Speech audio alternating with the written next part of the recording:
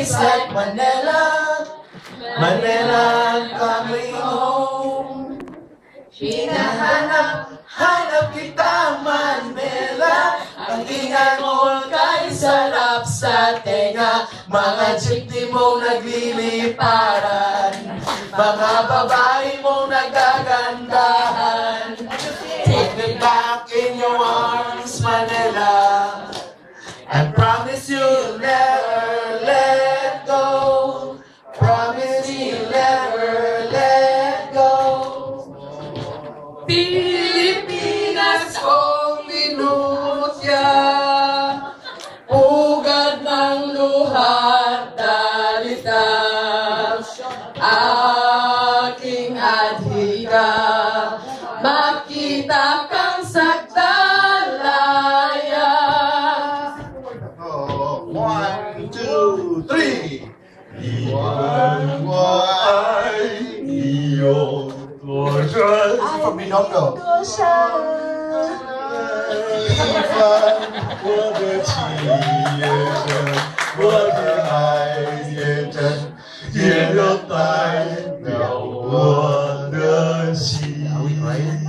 Manila, Manila, I keep coming back to Manila.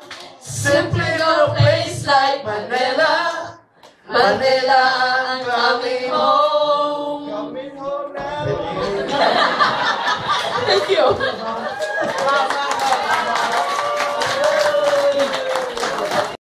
They woke at dawn and lumbered into their long air-conditioned chariot. Bravely they ran the gauntlet of Manila's grinding traffic and eventually arrived at their destination, the palace, where they took a walk back in time. At the gate, they were disarmed, deprived of weapons that capture images that could alter the course of the future. Then the jester met us and related the tale of how the palace was built. And if the walls could talk, they probably would have told a different story. They took us through the big rooms that felt like furnaces and fed us stories from decades past. All these things that are left behind may be relics, but they hold stories that live in the hearts of the people. The experience at the palace has been truly magical, taking them back to different eras of different kings and queens who had ruled the land at one time or another. And although they did not manage to have an audience with the king, they were satisfied enough to be escorted around by a king-like, or should we say a king look-alike, knight with a magical weapon that magnified his commanding voice. On his escort, we left the palace. A few ghosts of presidents past pursued them relentlessly, and so they took refuge in a church. However, they had to face one final challenge to rid themselves of the spirits. High in a Chinese restaurant, they ate from dishes as large as landscapes. And rising with their hunger sated, they left the ghosts behind. Thank you.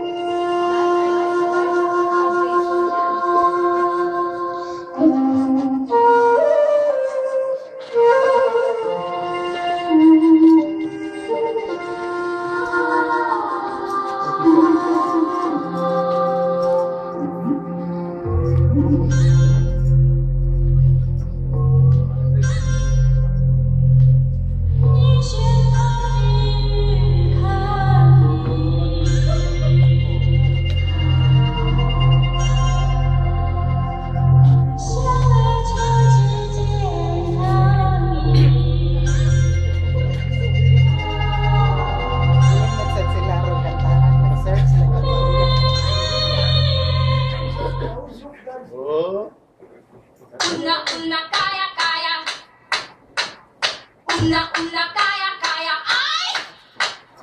Una, kaya, kaya. Una, kaya, kaya, ay!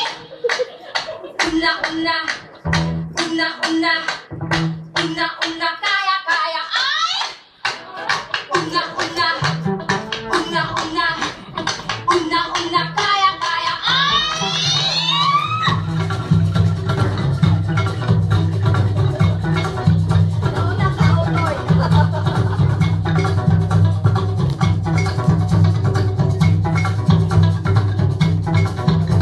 Pinuhay mo ang diwami, naling siwang chinilimi.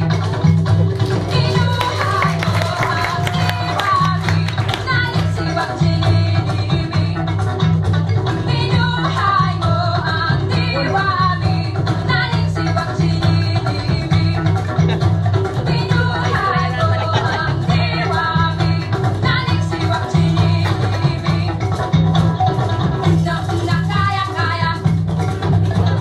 Una, kaya, kaya, ay! Una, kaya, kaya. Una, kaya, kaya, ay! Una, kaya, kaya, ay!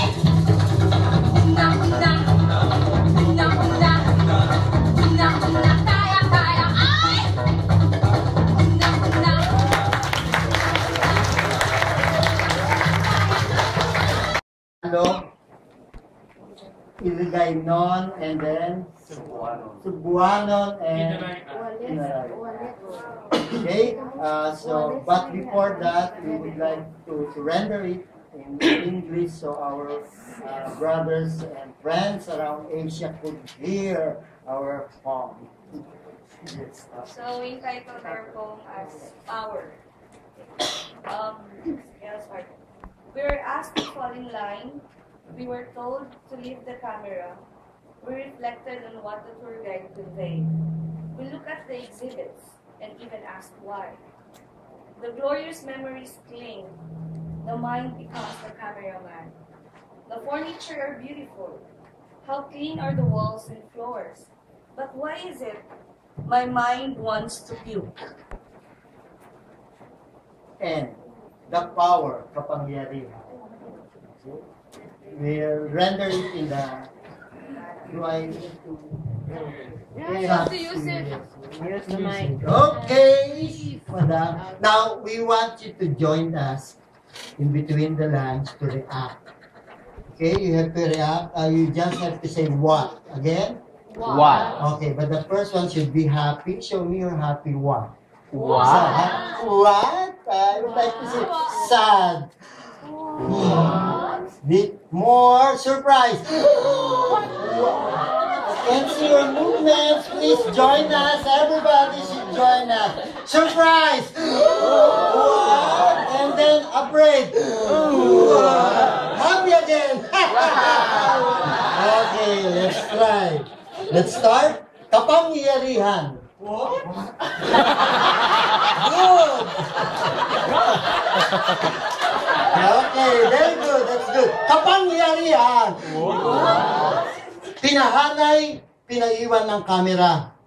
Ninamnam ang pahiwatig ng tour guide. Intanaw ang mga exhibits. Kag namangkot. Kay nga Sad. Nangapyot pagbalik ang mga kaagi, ang huna-huna na himong maniniyot. Surprise! Kaambong ka mga muebles, kalimpyo ka mga dingding kag salon. What? O galing andot, mga sukat na ang akong pamisa. Afraid! Ang hamon ngayon ay magamit ang kinating kapangyarihan. Bilang guro, bilang media, bilang mamamayang may malasakit sa kapwa. Ano? Wow. 1, 2, 3. What? Can you raise your hand? 1, 2, 3. Now, put your hands together to the north, to the south, to the east, to the west, around the world. Yeah. What? Kapangyarihan. Power. Demonstration. In 30 minutes, we were able to compose a Chabacano song entitled El Experiencia na Manila. Or the experience in Manila. Latin.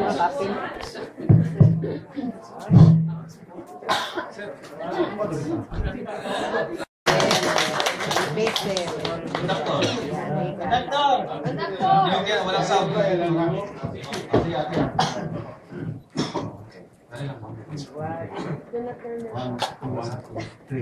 El andada na Manila, bien difícil olvidar. Ya liga kami ng aeropuerto, tan ulan. Ya anda kami ng Malacanang, mucho cara ya mira. Tiene grande, tiene yutay, tiene alegre también. Ya anda kami na Binondo, lugar de magazino, para probar el Opiadila, pero todo el viento la olvida.